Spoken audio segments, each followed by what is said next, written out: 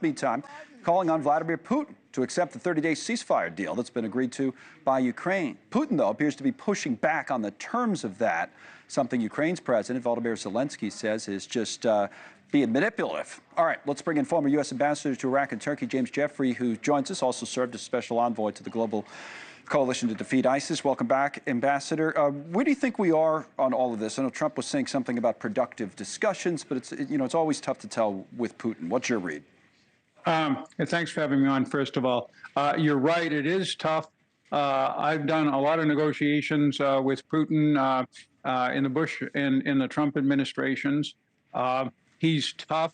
He's not going to accept something without pushing his own conditions down. What I would assure the American people and your viewers in particular is this is normal. It doesn't mean we will get a ceasefire, but we wouldn't have expected Putin to fall over and play dead and, toast the offer. He's going to make a counter offer. There'll be talks back and forth. What is important is the weapons and intelligence continues to flow to Zelensky. That's the leverage on Putin. We're now united with the Europeans, with NATO. The NATO Secretary General was in Washington with Trump yesterday and with Zelensky, and the ball is in Putin's court. That's what it should be. This is all fine, and it's normal. Okay, there's no concern on your part that was expressed by Steve Forbes. Let me put up his piece that the United States and Trump might be playing into Putin's hands, saying in what can be called the reluctant bride strategy, extracting significant concessions merely for appearing at the bargaining table. Putin's demands are no state secret.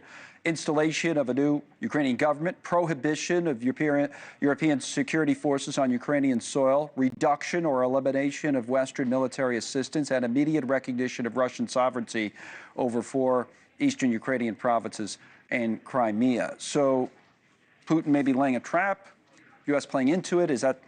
How do you actually see it?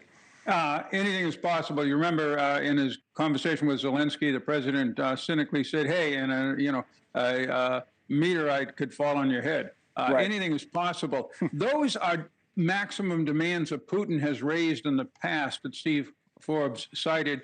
They're not exactly what Putin was talking about yesterday, where he was more focused on, will the Ukrainians be able to reinforce, get new supplies during the ceasefire? Who will monitor the ceasefire? What will we do with violations? Which are more practical steps. Of course, Putin is going to press to see where he can find softness. But if Trump, again, the Europeans and Zelensky hang together, I think that they can, they've got a fighting chance of getting a ceasefire because it's in Putin's interest too. Knowing both men as you do, you know the knock against President Trump that he's been too friendly, too close to Russia and Putin. Would he be willing to slap him with sanctions, say, if Putin doesn't go along here, serious sanctions?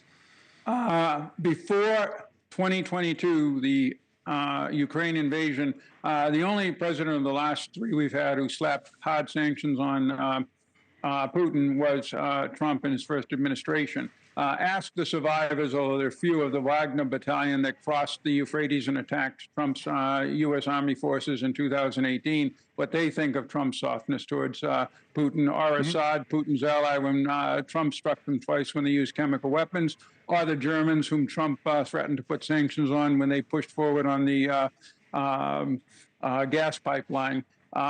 Trump can take tough positions on Ukraine.